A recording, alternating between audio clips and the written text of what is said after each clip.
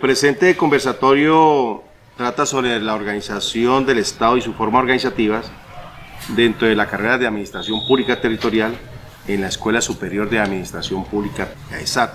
Para abordar este importante tema, tenemos como invitado a Ferney Yonda Silva, lo cual consideramos que es una persona de reconocida trayectoria e idoneidad en nuestro municipio. Es administrador de empresas de la Universidad Santiago de Cali, especialista en gerencia de proyectos de la Universidad del Tolima. Tiene una amplia experiencia en el sector público, que desde el año 1990 hasta el año 1997 ejerció como inspector de policía de nuestro municipio de Florida. También fue jefe de presupuesto como secretario de Hacienda y a partir del año 2001 y hasta el año 2007 fue concejal del municipio durante 2 periodos. Fue también jefe de control interno en el Centro Administrativo Municipal, en el CAM. Actualmente es presidente de la Fundación del Centro de Estudios Históricos de Florida, gestor cultural en el municipio, autor de la columna La Opinión La Malagona y director del periódico virtual El Nuevo Informador de Florida. Hace poco también estuvo a cargo de la Oficina de Desarrollo Institucional. Bienvenido, Ferney. Un saludo para todos los estudiantes del 5º semestre de la Escuela Superior de Administración Pública Territorial. Muy complacido de estar aquí en este, como tú dices, este bonito lugar, un espacio tranquilo, un espacio agradable, para hablar de estos temas que son de tanta relevancia para lo público, para la administración pública en especial. Entonces, muy honrado con la invitación que se me ha hecho. Mi experiencia en el municipio de Florida data desde el momento mismo que salí del grado 11 de bachillerato del Colegio Liceo Tomás Carrasquilla en el año 1985, porque a partir de ese momento, junto a un gran líder que vivió aquí en el municipio de Florida, el fallecido doctor Heriberto Zanabria, éramos compañeros de colegio, nos dedicamos a la actividad pública. En ese orden de ideas, pues nos correspondió realizar muchas actividades de carácter social. Una vez iniciamos a hacer un trabajo social y político con el doctor Zanabria, pues obviamente tuve la oportunidad de llegar al espacio público, la administración pública, y desde allí conocer conocer muy bien el territorio. En aquel entonces yo, por ejemplo, inicié una inspección de policía, como lo comentaba al inicio William. Entonces empecé a conocer mucho el sector urbano. Después estuve en la Secretaría de Obras Públicas del municipio de Florida y en ese espacio tuve la gran oportunidad de conocer muchísimos corregimientos y veredas y la parte alta y plana del municipio. Corregimientos como el más distante, que es Tarragona de los Planos, al más alto, que es La Palmera, o al más norte, que es Párraga, o al más sur, que es el Tamboral. Conozco mucho de Florida en la actualidad, además, porque, como lo decía William, soy miembro del Centro de Estudios Históricos Marco Antonio Valencia, entonces también me dedicaba a revisar un poco nuestra historia, ¿no? Entonces, además de conocer el territorio, también conozco un poquitico de la historia del municipio. La primera vez que tuve la oportunidad de interactuar, pues, fue a través de ese ejercicio en obras públicas, porque en una inspección de policía lo único que uno conoce es problemas, dificultades de la gente. Conocer desde esa faceta la comunidad no es algo bueno, no es algo agradable. Mientras que en obras públicas ya era diferente, porque tocaba ir a visitar las obras, tocaba conocer las vías, tocaba conocer los diferentes espacios donde el municipio prestaba algunos servicios. Entonces eso permitía que los diferentes presidentes de junta que en aquella época existían, o líderes comunitarios, uno pudiera interactuar desde ese punto de vista.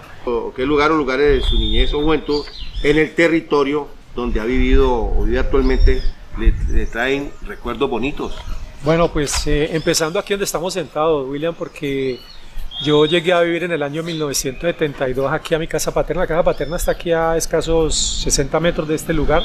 Ya no vivo en este espacio, pero por ejemplo aquí era la finca de los Ledesma, una finca lechera, y estos amanes que todavía persisten eran más en aquella época, pero los potreros eran todos aquí también. Habían casi 4 potreros en este espacio. Ellos los llenaban de ganado lechero, unas vacas pintadas negras y blancas muy bonitas. Cuando ellos terminaban de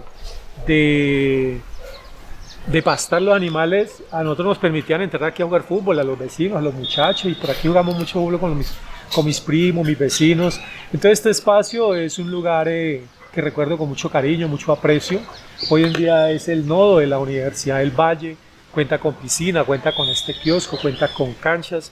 Aspiramos que los jóvenes más adelante en la escuela Belisario Caicedo, que hace parte de este predio, los jóvenes que se están formando en las actuales carreras que da la Univalle aquí, pues estudien aquí, entonces ya quede integrado todo. Entonces, este espacio por empezar. El otro lugar que me parece muy importante es el Parque Bosque, que en la actualidad disfrutamos los floridanos, y que para la época de mi niñez era la entrada al bañadero Los Guavos, que yo creo que tú lo conociste. Sí, claro. Hacíamos fila india los muchachos de esa época para ir a bañar en esos charcos. Entonces creo que ese lugar es muy, muy bonito, o lo recuerdo con mucho cariño.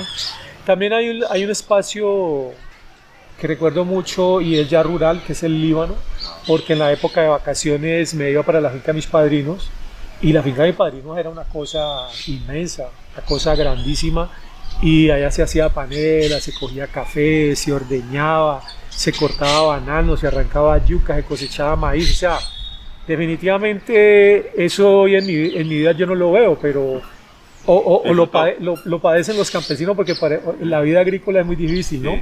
Yo no sé cómo haría mi padrino para sostener hijos, sostener trabajadores, porque tenía trabajadores. Y para mí era es una cosa muy, muy bonita haber vivido esa época. Esa finca coincide donde se unen los ríos Santa Bárbara y Río Fraile, entonces era un bañadero para nosotros un fin de semana ir allá después de la faena laboral.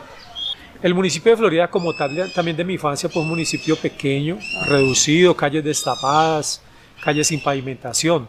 Ya el que conocemos en la actualidad, pues ya un municipio urbanísticamente desarrollado, hay muchos barrios. Hablaba de una columna de opinión que se llama La Malagona. Yo ahí eventualmente reclamo que estos espacios los acabamos, estos espacios de zona verde, donde se cultiva el oxígeno, donde yo digo que el municipio de Florida debería rendirle un nombre a ese nombre, a Florida, ¿no?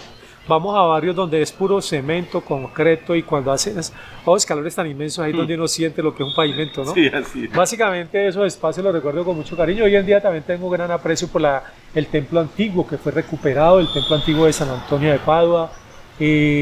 Mantengo una fijación con el monumento al Cortero de Caña, ese monumento al que yo le denomino La Malagona. Son espacios, el parque principal se ha ido transformando, no voy a decir deteriorando, porque se ha ido transformando, simplemente hoy en día hay más negocios que en el pasado, ¿no?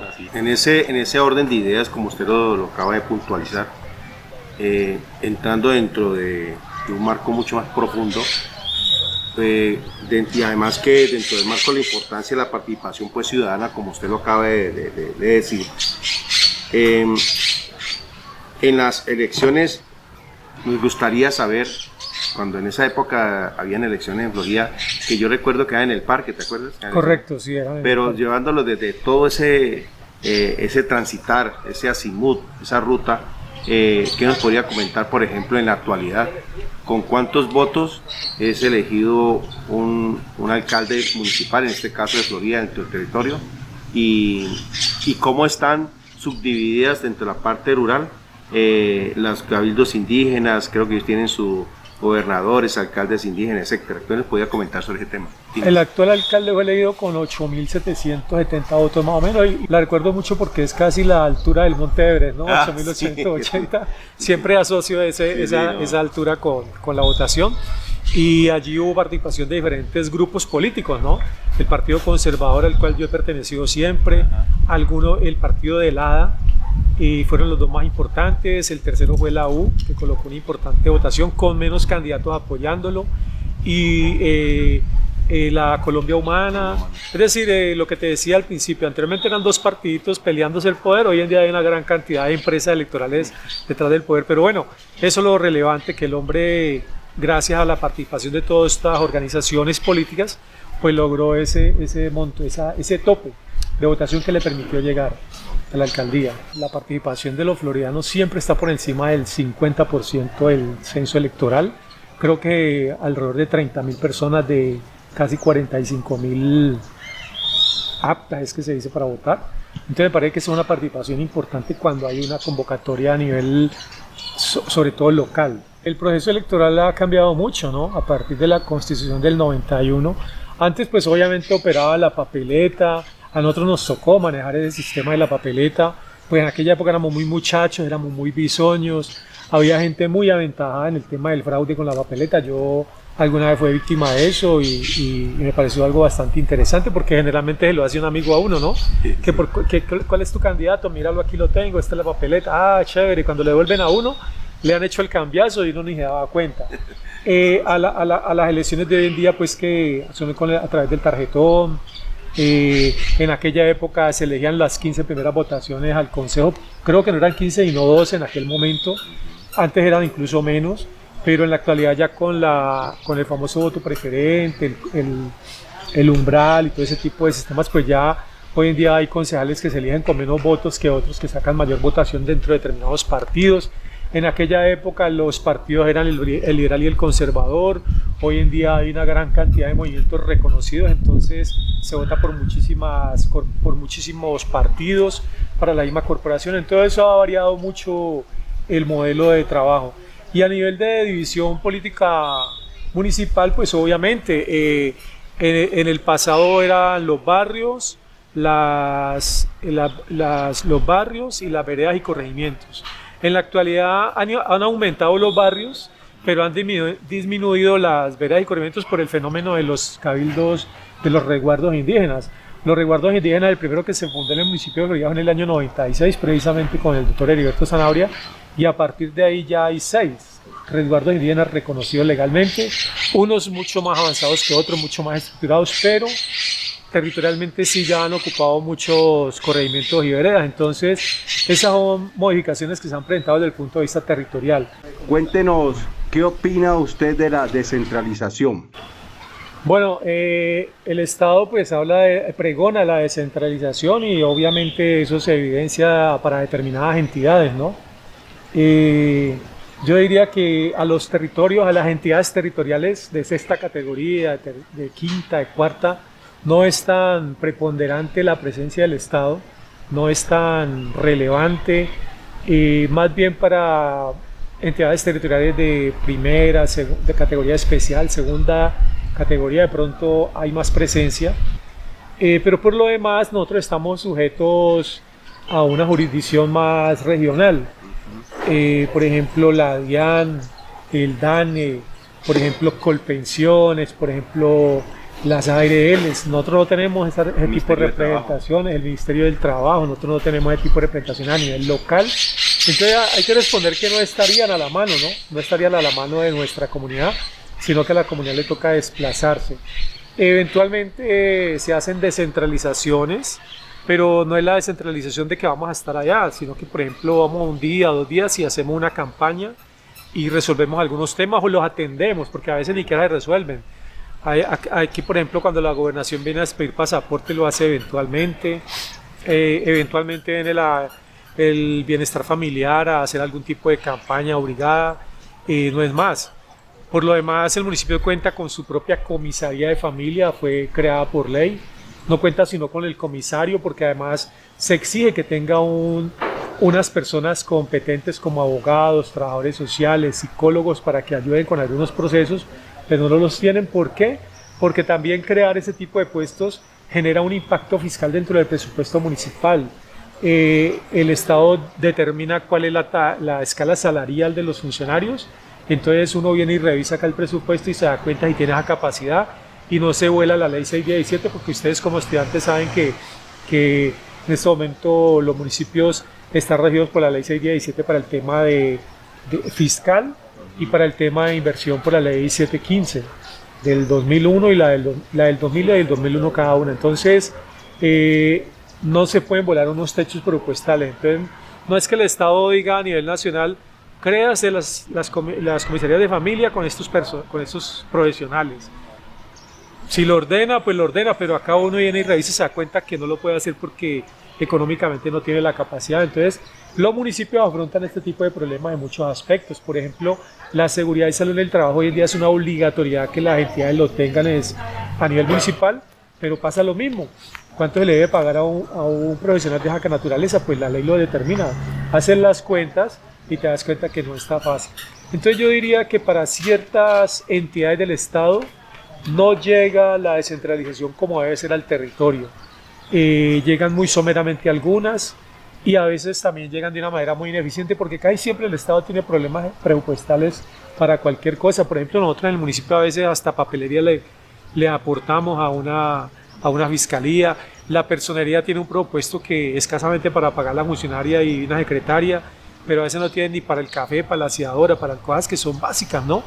Y son entidades que tienen muchas responsabilidades y obligaciones. Te lo comento como anécdota o como academia para que también los estudiantes ponderen ese tipo de cosas, ¿no? Cuando no estamos dentro de la cosa, cuestionamos, manifestamos infinidad de situaciones, pero cuando estamos adentro nos damos cuenta que si no sacamos de nuestro bolsillo, a veces nos quedan problemas sin atender. ¿Y los entes de control? Bueno, ya para hablar de los órganos de control, la Procuraduría, la Contraloría, que es con las que más interviene, con las que más interactuamos desde el punto de vista del servicio público, pues son entidades que fueron concebidas con muy buena intención de proteger los recursos, de proteger el accionar de los servidores públicos, pero me parece que con el tiempo se han ido como deformando esos principios, porque hoy en día se ven como entidades que obviamente vienen y realizan labores de vigilancia e inspección, pero que en el fondo no generan un resultado efectivo. De hecho, hace poco yo veía un comercial de la Contraloría General de la Nación que decía que habían recuperado cerca de 125.000 millones de pesos. Y esa cifra se ve escandalosa, se siente escandalosa, pero cuando uno escucha que la corrupción se lleva 50 billones en una vigencia, pues 50 billones comparado con 125 millones de pesos, eso es el pelo de un gato. Entonces me parece que los organismos de control desde ese punto de vista no funcionan de la manera que debería ser. Tampoco se ven condenas, no se ven sanciones, o se ven que son sanciones politizadas, son amañadas. Si el que está al frente de una entidad de control es amigo de determinado dirigente o senador, pues se castiga al que no está con él y así. Y también pues son entidades sujetas y expuestas a la corrupción, ¿no? Hay que recordar que aquí hubo una entidad que ya al principio hubo un SAR anticorrupción. Sí, hubo una fiscalía especializada contra la corrupción. Fue sin rostro. Y el SAR anticorrupción fue alguna vez metido a la cárcel por temas de corrupción. Y el fiscal anticorrupción fue detenido en Miami con $1 millón. Entonces yo, con ese pequeño ejemplo, quiero concluir un poco mi opinión sobre ese tipo de organizaciones. Todos somos susceptibles, ¿no? Todos somos susceptibles. Entonces, esa pulcritud y esa verticalidad que demandaría un país como el nuestro en esa materia, no, yo no la percibo, la verdad, no la veo. Dentro del contexto de precisamente lo local y lo actual, nos gustaría saber, Fernedy, conocer la perspectiva de los proyectos y programas que tiene el municipio en la actualidad y cómo se están abordando. Bueno, el actual municipio tiene un plan de desarrollo bastante específico y ambicioso. Ellos quieren mejorar mucho el tema de la administración pública, quieren acercarla a la comunidad, quieren trabajar mucho el tema de los emprendimientos, apoyar a la gente que está trabajando en emprendimientos, quieren mejorar mucho la salud del municipio a través del hospital local y incidir fuertemente en la educación. De pronto llegar hasta un programa de bilingüismo, por mencionar como lo más general, ¿no? En este periodo, en esta actual vigencia 2024, se presentó un caso muy particular y es la armonización del plan de desarrollo. Algo que no había tenido tanto impacto en el pasado y la verdad, porque es que la armonización es algo que viene desde el año 94, 96, no es nuevo, pero tan solo en este año se notó mucho el impacto. En el año anterior se habló de homologación. Este año se habló de armonización. La armonización consistió en que, como este gobierno empezó trabajando con el plan de desarrollo anterior, el presupuesto y el plan de desarrollo que había, el POAI que había, se desarrolló al gobierno anterior. No se desarrolló nada de lo que el alcalde actual había propuesto. Entonces ahora en junio, con la participación del Consejo, se hizo la armonización.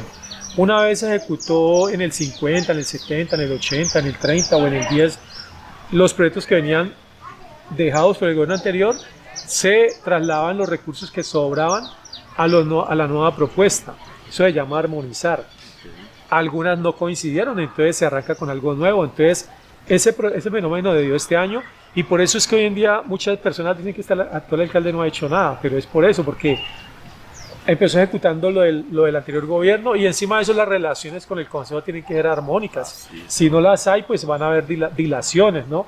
Entonces, por ejemplo, al alcalde actual, y no sé si el de toda la región Valle del Cauca o Cauca, como sea, les va a tocar empezar a ejecutar su plan de desarrollo en el último trimestre de esta vigencia. Entonces, ese proceso ha tenido esa demora, pero me parece que ya a partir del 2025 ya las propuestas se ejecutan de manera normal, tanto desde el punto de vista de los proyectos como los recursos, porque también hay otro fenómeno importante, y es que hoy en día interactúa mucho la Oficina de Planeación e Infraestructura con la de Hacienda. Tienen que ir de la mano, por las buenas o por las malas. No se puede ejecutar absolutamente nada que no esté con un proyecto radicado en el banco de proyectos y que no esté contemplado en el presupuesto municipal, y eso es algo muy valioso. Muy articulado, ¿no? Sí, entonces en ese orden de ideas yo te quiero decir que yo sí creo que las propuestas que el alcalde planteó van a ser ejecutadas de manera normal, y creo que en esta vigencia y la del 2026 son los periodos claves para eso. Bueno, queremos saber cuáles son los sueños en los que, dentro de su opinión, ¿no?, dentro de su gran angular, cree usted que tenemos para los municipios, que sea un municipio futurista. Bueno, efectivamente yo tuve la oportunidad de ser candidato a la alcaldía del municipio de Florida, y en aquella oportunidad mi visión era muy sencilla. El municipio tenía que desarrollar un potencial turístico, además porque en el gobierno de Angelino se hizo un inventario turístico y se encontró que Florida era un municipio con el mayor potencial. Hoy en día ya hay actividades turísticas que se están realizando y la hacen de manera informal, si se quiere, aunque ya están formalizando, pero por ejemplo el parapente es una actividad que se realiza, el canopy era un anhelo mío a través del río Fraile y los ríos que tenemos circundantes, las haciendas antiguas eran lugares que aquí todo el mundo pega para el paraíso, y aquí tenemos espacios similares a esos que podemos aprovechar. Este lugar en algún momento dado fue un lugar de posibilidades turísticas, del mismo Parque Bosque. Entonces yo analicé en aquel momento que ya la industria azucarera no era nuestra alternativa. Un joven de hoy en día ya no tiene la posibilidad de ir a emplearse de pronto de manera formal en una entidad azucarera. Más que todo ellos son emprendedores, y el turismo permite eso, yo no decía generar un empleo, sino un ingreso, porque eso es lo que genera básicamente el turismo. Entonces hoy en día lo están realizando, hay gente que compra propiedades acá en la ladera, las organiza y la gente va y alquila y pasa su fin de semana. Otros aquí mismo en el Pedregal organizan sus finquitas y de igual manera las alquilan con piscina algunas, otros con agua natural, pero las organizan. Entonces el sueño que siempre he pensado que tiene que tener Florida es enfocarse en el turismo, y si vamos a tener un nodo como el de la Univalle, las carreras que se dicten aquí tienen que ir enfocadas también en ese negocio, ¿no? El negocio del turismo no es un secreto en el país, el mismo Colombia es un gran destino turístico. Entonces nosotros lo que tenemos es que entrar en esa sintonía, ¿no? Y simplemente mirar con qué contamos. Entonces soñaría con que Florida fuera una gran meca turística y de las más importantes del Valle, y entonces necesitaríamos una muy buena Secretaría de Cultura y Turismo. En este momento está la Secretaría de Cultura y Turismo unida, en otras partes ya la separan, Secretaría de Turismo por un lado y Cultura por el otro, para que podamos potenciar esa situación. Entonces ese es el anhelo el sueño que yo veo a Florida, el futuro que le veo a Florida, ¿no? El negocio turístico. Interesante. Y gracias, Bernay, por su participación en este conversatorio, y créame que todo esto va a ser una construcción de conocimiento para nosotros y los futuros estudiantes que todavía están digamos en este proceso del caminar de esta ruta de conocimiento de la administración pública. Bueno, no, muchas gracias, William. Reitero mi agradecimiento por esta invitación, a Julio por el esfuerzo que han hecho, a todos los estudiantes que van a apreciar este documento. Esperamos que sea algo importante, a la docente que tuvo pues, la amabilidad de pensar en este ejercicio académico.